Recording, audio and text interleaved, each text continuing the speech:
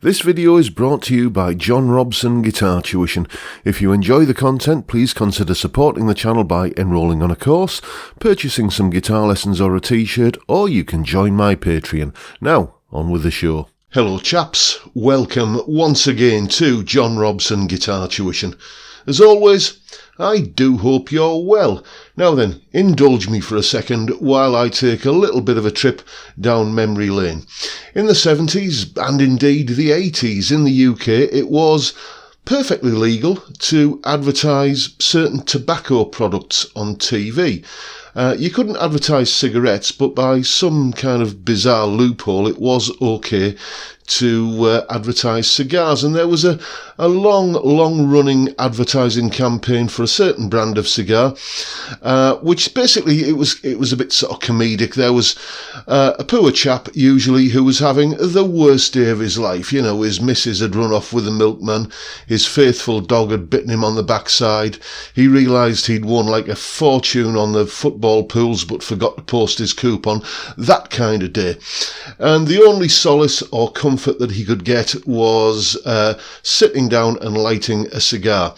And as he was enjoying his carcinogenic inhalant, a smile spread across his face, and it was always accompanied by this piece of music.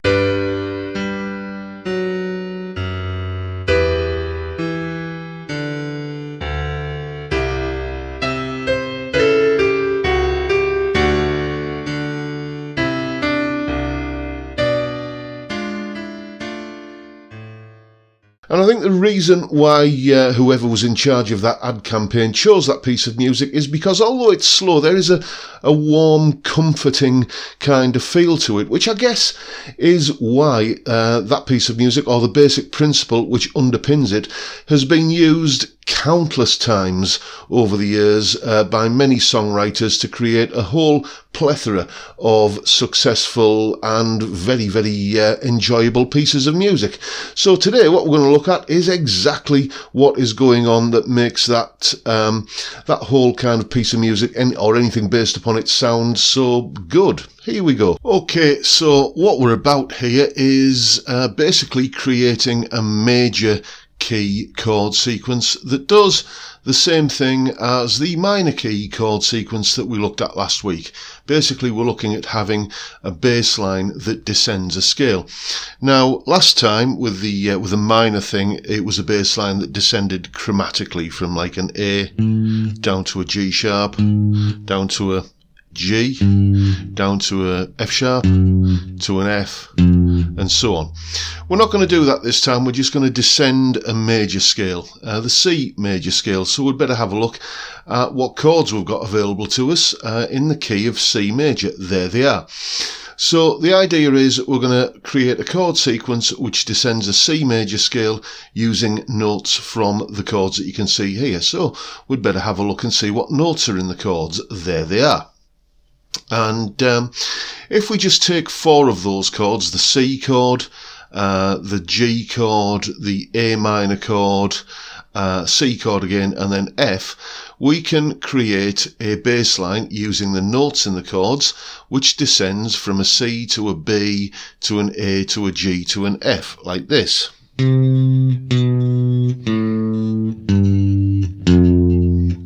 And you can see there on screen the notes that are in each of the chords and how we join the dots using that bass line. And if I just play that now, you'll start to kind of perhaps hear some familiar pieces of songs like this, look.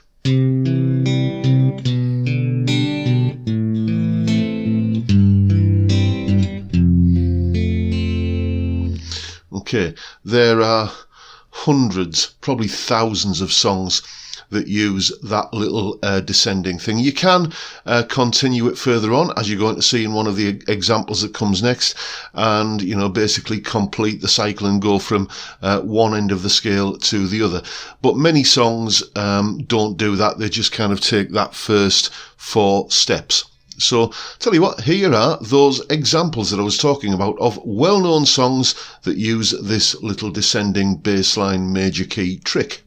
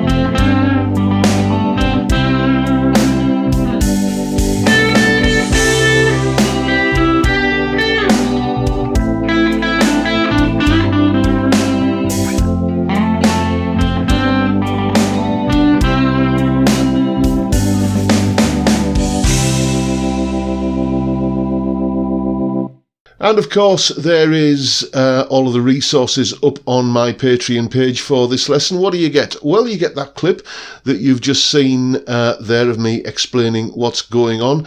I'll also tab out that little compendium of examples there that I put there, and I'll do a couple of jam tracks as well, one without the chords and one without the melody, so you can choose which part you want to play, whether you want to have a go at playing the chordal accompaniment or just kind of doing a little bit of a medley of all of those tunes, playing the melody. Patreon supporters will know that just before Christmas I did a little put up a little Christmas present for you all.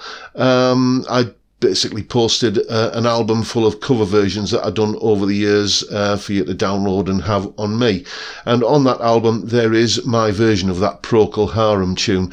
So I'll tell you what, I'll post that again in the gubbins for this lesson so you can check it out. What else?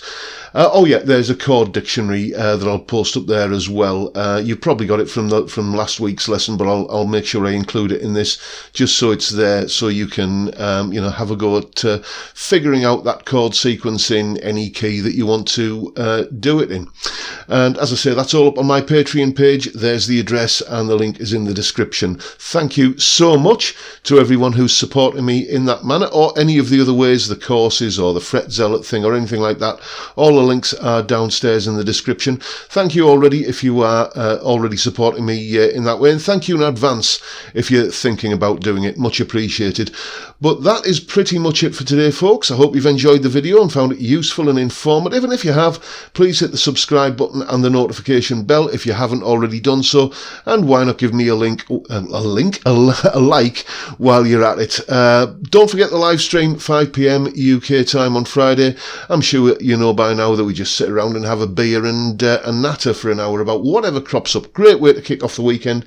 I'd love to see you there. But as I say, for now, I'll bid you all a good day and say thank you so much for watching. Thank you for your time. Look after yourselves, folks. Stay well, stay safe, and above all, stay sane. Bye for now.